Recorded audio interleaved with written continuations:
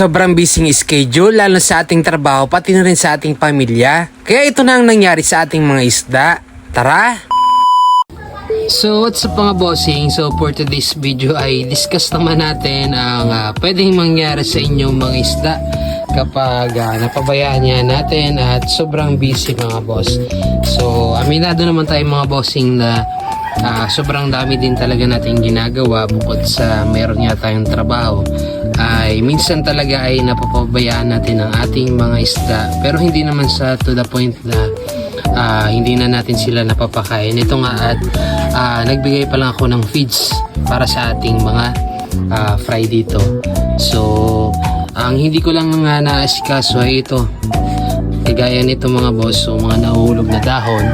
So wala nga tayong oras na kunin nito, pero ngayon ay nagka-oras tayo, kaya paunti-unti ay gawin natin ito mga bossing. So nung nakaraan nga ay nag-alis pa lang ako nitong ating mga duckweeds, pero ilang days lang ay ganito na naman ulit ang nangyari sa kanya. Punong-puno na naman itong ating tab dito mga boss. So ito sa kabila ay inalis ko na yung ibang mga dahon dito, pero kanina nga ay punong-puno ito mga bossing. Ayun yung ibang mga dahon mga boss na nanggaling din sa taas at napupuno na rin ito ng duckweeds mga bossing. So dito naman sa kabila, ayan, sobrang dami na ng duckweed yung mga boss.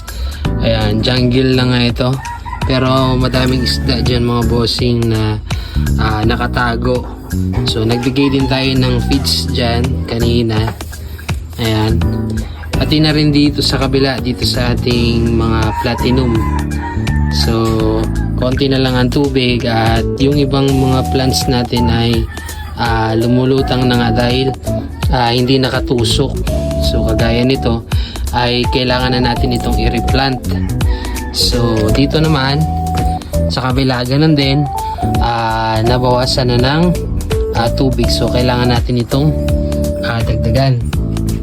So dito naman sa taas mukhang goods naman, madaming fry. Ayan mga boss. So nakaraan ay nagawa nga natin ditong makapag water change, pero green pa rin yung tubig natin mga bossing.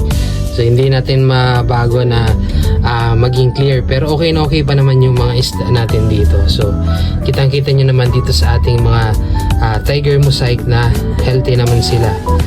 Pak na pak ang kanilang kulay, pati na rin dito sa mga glass belly. So dito sa HB White lumalaki na yung ating mga fry, pati na rin dito sa ating mga full gold. So nagbawas din tayo ng mga hornbird. So punong-puno ito ng hornbird mga boss. Ayan, lahat yan hornbird, wala tayong isda dyan na nilagay. So reserve ko lang yan para kung sakaling may pumunta dito at humingi ay ibibigay nga natin yan mga boss. So dito nawala yung pagka-green mga boss dahil ang dami ng halaman. Ayan, nawala yung pagka-green niya dyan, pero dito muna natin yan ilalagay. So medyo kailangan talaga ng time sa pag-alaga ng mga fishes mga bossing. So kailangan din natin silang i-maintenance mga boss. So pero ganun pa man ay tuloy pa rin tayo sa pag-fish keeping at healthy naman ang ating mga isda. At kahit pa paano ay namamanage pa rin natin. So yun lang mga boss, happy fish keeping, peace.